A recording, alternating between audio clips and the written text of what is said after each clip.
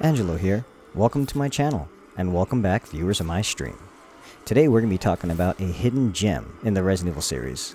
One that majority of people have never ever played. That is Resident Evil Outbreak, as well as the expansion, File 2. Now before time of Discord, Ventrilo, and TeamSpeak, there was no way to communicate in a game, especially being that this was a PlayStation 2 exclusive. So, what did you have to do? You had to ad-lib. In addition to the absolute hilarity of saying all the different ad-libs and saying all the characters' names multiple times, there was also the combat system, which was the classic Resident Evil tank controls and gun controls. Not only that, this was the very first game that actually allowed you to move and shoot, starting in File 2. You could also backwards compatibility it with original Outbreak. Thank you. Darn. What the fuck you doing? Jim has some of the best ad-libs in the game. But in addition to that, not only do you have actual certain scenarios where every different character has a potential main character slot in these campaigns or stories, but there's also, after you complete everything and get enough SPs to unlock it, you can unlock like the boss modes, which are basically the boss rush modes, and in these ones you literally fight all the bosses from all the main campaigns and scenarios. Playing this game, not only did it hit my overall nostalgia over and over again, hit me in the feels, not only that, but it also showed me what Capcom used to be, back when their overall games were for the most part complete. Now granted, they did create File 2, and I believe File 3 was about to be on the way, but sadly, I was one of the few people that I guess bought File 2. Amazing game, great game, overall achievements, and the overall type of advancement and enhancements that they added to the game were remarkable. Sadly, I guess it didn't quite live up to the standards or even make it to the overall amount that they need to create the File 3 that I heard was in development but was scrapped due to those poor sales of File 2. Now honestly, I still believe this game can make a comeback, and of course, soon enough there's a rumor that either some sort of new game is going to be released in one of these upcoming game shows soon. I would love to see this game, but I'm sure it's probably just going to be Resident Evil 3 Remake, which I will happily take and play as well. Oh shit.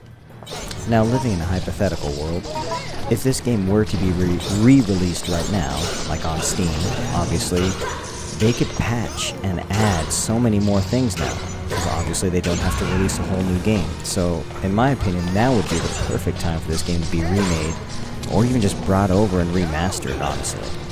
Probably doesn't even have to be remade, just create a better lobby system, invite system that's based off of things maybe like Steam. I'd rather not see it in the Epic Store.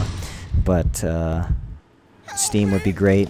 You'd be able to do cross-platform, you can add achievements in, and you can upgrade any kind of DLC. Now, I'm sure in that case, Capcom will probably DLC the hell out of this game, but, I mean, hey, I'll take it where whatever little bits of old goodies I can get, I'll take. This is the type of game that can completely open up to a wider audience base, especially now in 2019, where most people who never even owned a PlayStation 2 can see this and be like, hey, this is a different type of game, and I want to kind of get into it.